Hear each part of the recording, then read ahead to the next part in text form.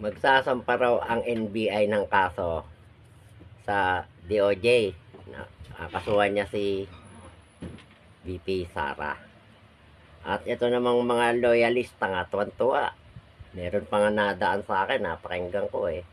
Ang galing daw ng NBI director ngayon kumpara sa mga dating director na hindi nakakasuhan si VP Inday. Hindi ba naman tanga, hindi naikinig maigi or hindi nagre-research. No? Kung maalala po natin, yung interview kay Judge Santiago na dating director ng NBI, no? Kung ang tanong yata ron sa interview na yun kung sasampahan ng kaso si Vice President. No? Ang sagot po ni Judge Santiago ay hindi niya pwedeng kasuhan dahil wala namang reklamo yung tatlong pinagbantaan. Kailangan po kasi may mag-complain. Kaya nakapagtataka, bakit mo kakasuhan? Bakit kakasuhan ng NBI si Inday Sara kung wala namang reklamo? Ganon din po yung nangyari kay Jason Sa ngayon. Kinuha nilang pilit. No? Kinasuhan ng NBI. Wala namang komplena. Hindi naman nag-complain yung offended party. Diba? Ganun po ang proseso. Itong mga pangalista, yaw-yaw ng yaw-yaw, may masabi lang. No? At pangalawa, impeachable official po ang Vice President. May immunity po sila, ang lahat ng impeachable official may immunity sa criminal case, no? Sa criminal prosecution. Meron po silang immunity. Pwede silang kasuhan ng criminal kapag wala na sila sa pwesto. Kaya wag itong mga bugok na bangag vlogger, hindi ko alam kung nagtatanga-tangahan o talagang hindi nila alam na ang Sandigan Bayan ay hindi rin pagugulungan yung criminal case na yan kahit isang pa sa ombudsman. Yan, sinabi na rin ni Boying yan eh. Hanggang imbestiga lang ang ombudsman, hindi sila pwedeng magkaso dahil nga impeachable official. Kailangan ma-impeach muna si Inday Sara, si Vice President, bago siya makakasuhan ng criminal.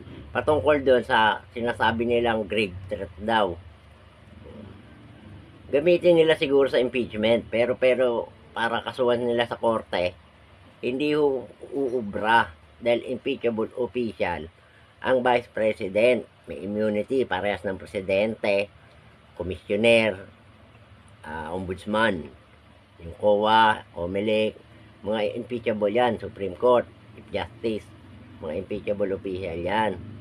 No, hindi ko alam, sa tagal nagbablog nitong mga vlogger ni Bangag, hindi pa nila napakinggan yung mga ganong usapin. Mula nung maging Vice President, si Inday Sara, na nag-uumpisa na silang mag-impeachment at kung ano-anong kaso na yung ipinupukol dun sa Ale, bakit hindi nakakasuhan? Nagtataka pa sila, bakit daw hindi nakakasuhan? Kundi ba naman mga tanga? Huwag na kayong mag-vlog kung ganyang katangahan lang din ang ipakakalat nyo, makakahawa pa kayo. Hindi ako abogado, pero mula nung sinubaybayan ko yung mga kaso-kaso na yan, at mahilig ako makinig sa mga luminary rito sa social media, ganun ang sinasabi, kailangan ma-impeach muna bago nyo kasuhan ng criminal yung tao. Yung Ale, si Vice President. No? At pagdating dyan sa impeachment, sigurado namang mai-impeach sa Kamara, sa lower house. Iakyat na yan kasi 130 na lang yata kailangan, no? Ilan lang ang babayaran ni Sandro dyan. Ito si Sandro, bully to eh. Binuli si Egay. Di ba walang ya? Kala mo sila may-ari ng Pilipinas. Nagmakawa kayong iboto kayo. Nung ibinoto kayo, oh, ano na ginawa nyo? Winalangya nyo Pilipinas, buong bansa. Pati ngayon, yung mga programa nyo, idinadagdag nyo sa kuryente. Sa singil sa kuryente. Apektado, mahirap. Talagang kayo, anti-poor kayo eh. Ang ina nyo. Diba? Pinahirapan nyo lalo yung bansa. Ang dami naghihirap lalo. No? Marami nang mahirap na dagdagan pa. At yung ano nyo, yung crisis nyo, sa ibang bansa, hindi naman crisis. Dito lang yata eh. Sa atin. O, balik tayo sa kaso ng NBI. O Mr. NBI, ang dami umahanga sa iyo mga tanga. Paano mo kakasuhan yung tao, si Vice President, wala namang complainant. Ano, ikaw magko-complain? Hindi naman ikaw yung binantaan. O. Pangalawa, impeachable official yan. Hintay mo ma-impeach bago ka magyabang-yabang na kakasuhan mo yung tao.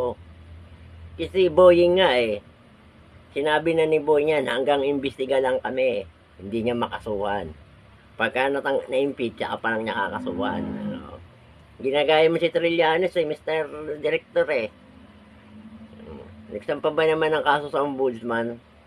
Hindi ba naman bugok dating senador? Ano ba nagbabasa ba ng batas yun? O nananadya na lang talagang manira ng tao?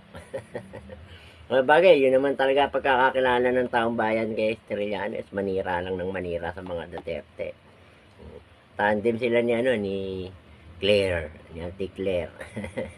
Auntie Claire, hindi mo ngayon madepensahan maiging boss mo Ano rin, nahuli, stop. Huli pero hindi kulong. Yun ang ibig sabihin ni Auntie Claire, nahuli. Huli pero hindi kulong. Magbantay tayo. Wag ko kayong makikinig sa mga bangag na vlogger. Hindi ho totoo yung sinasabi nila na makukulong na agad. Hindi, dadakpin daw. Meron pa isa Pag naisampa na raw sa DOJ, sabi ng isang tangalista, maglalabas na raw ng warrant, dadakpin na raw si Sara. Tanga. Dadakpin mo yung Vice President.